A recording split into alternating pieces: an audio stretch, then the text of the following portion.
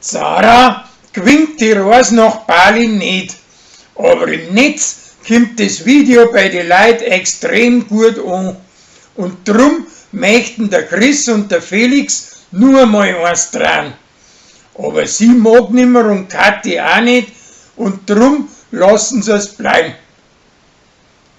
Als Zwiefel bringt sein Alten bei, wie man am Handy eine Sprachnachricht schreibt.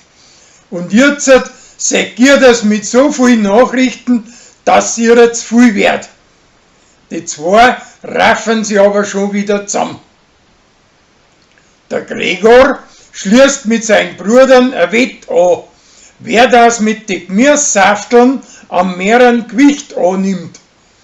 Und seiner Alten und seiner Schwester gefällt die Idee und die tricksen ein wenig. Das kommt aber auf und die zwei Männer brechen die Fastenkur wieder an. Ein Brei läuft ein Kader zu und bis auf den Hubert möchten ihm alle kalten, aber schließlich wird er von seinen Frauli wieder angeholt.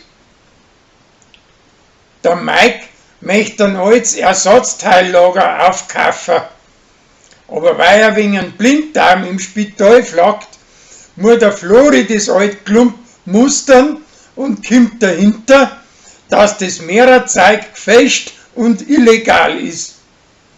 Schließlich kommt Schande drauf und die Geschichte fliegt auf.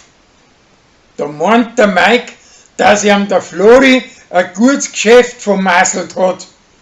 Samt den bessert er aber den sein Monatslohn um 200 € auf. Der Hubert verwechselt Apps und meint, dass ihm sein Alte zum Hochzeitstag in einen Swingerclub einladen möchte. Dabei ist aber ein Wirtshaus gemeint, wo die Gäste selber kochen müssen. Der Patrick verschwindet aus Lansing und davor nehmen alle nur mit einem kleinen Festel für gut von ihm. Ein neuer Koch stellt sich vor, aber der Fanny taugt er nicht und drum muss jetzt der Lorenz in der Küche stehen. Als Hummerl kriegt mit, dass der Landrat wieder daheim ist und möchte nach ihm schauen und findet ihm Sternhagelpsuffer auf sein Kanapee.